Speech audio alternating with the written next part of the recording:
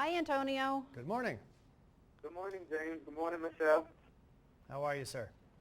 I'm doing good, and yourself? Good. Well, we're here talking about cars again, so it can't be wrong, can And a it? cool car. Yes, It's not. And it's a Corvette, so one of my all-time favorite cars. absolutely. You're not alone, Antonio.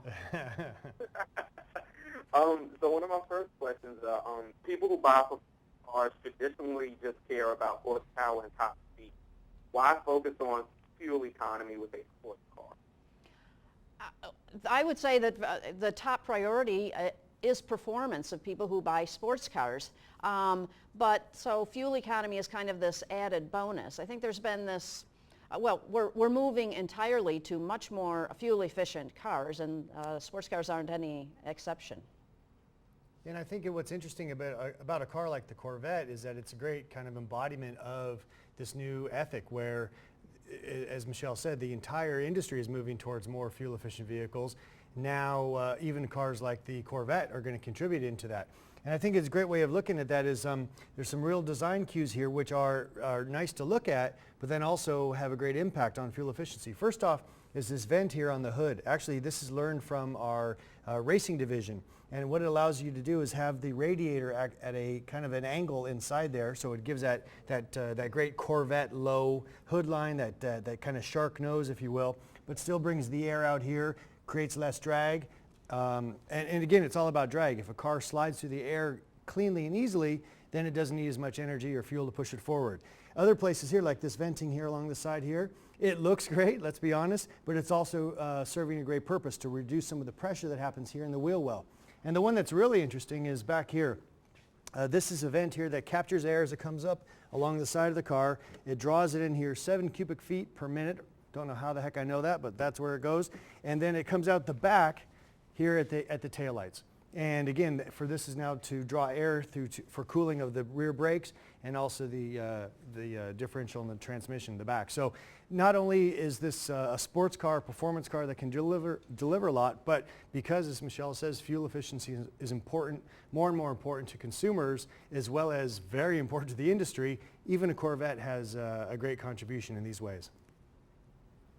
How has technology allowed performance cars to now deliver more performance and better miles per gallon? Well, I would say in regards to the aerodynamics we talked about, that's a big impact. Another one is materials. This is a very carbon fiber, aluminum, high-strength steel intensive vehicle. A lot of composite materials that are going to make it much more lightweight. Of course, lightweight cars make cars handle better too, so that's a big bonus. And then secondly, the engine itself. It's an all-new 6.2-liter V8 that it uses variable valve control, displacement control, so when you're kind of just cruising down the highway at low RPM, it'll shift down to a 4-cylinder mode, so not using the big V8, but just using 4 cylinders to kind of sip fuel.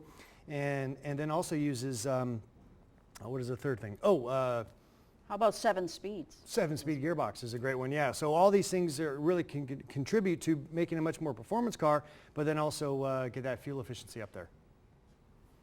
So the first car I ever fell in love with was actually the Corvette Stingray, and I've always wanted one. So tell us about the all-new 2014 Corvette Stingray, and why is the Stingray such a hallowed name in the automotive industry? Well, it's an iconic American car. It had it all. It was stunningly designed. It had all kinds of performance, but also was very functional. I think that's a key to what Corvette's all about. It's a car you can live with every day as well. Yeah, and there's a kind of famous story within the halls of General Motors that as this car was slowly coming together from a design perspective. And you can imagine the people who got to work on this car when they found out that they were going to be assigned to do the next Corvette. That's number one, that's a big exciting moment, and then also a lot of pressure. And so the story is that once this car really started to come together, Ed Welburn, the design boss for General Motors, kind of stood back and looked at it and said, the Stingray is back. And that's how it became known as the Stingray. The base model of Corvette is actually called the Corvette Stingray. So what is most surprising about this new model? Most surprising, I think, is probably more on the inside. In fact, maybe you can come along here and have a look. I mean, not only is it most incredible color of red you can ever imagine, that must be called lipstick red, I'm going to bet. but it's also a very refined interior. You know, that's something that brands like Audi and Porsche have always done such a great job of having an interior or an exterior that was beautiful to look at, but an interior that matched in the ethic and its attention to detail. The previous generation Corvette wasn't quite in that same space. It was a great vehicle to drive, a lot of fun, a great powertrain, but was definitely lacking on the inside. So for my mind, that's the big jump here, that this is a vehicle that really has a lot of attention to detail, and as an interior you can be as proud of as the outside of the car. Where can people go to obtain more information about the new Corvette Stingray? Well, for the Corvette, it's real simple. Please go to Chevrolet.com. I'm really excited about this model, and hopefully I have the opportunity to drive one. No, I can't afford one yet, but maybe down the line. We'll see what we can do for you, Antonio. Don't worry about that.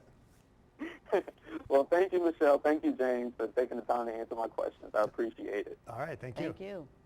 All right, take care.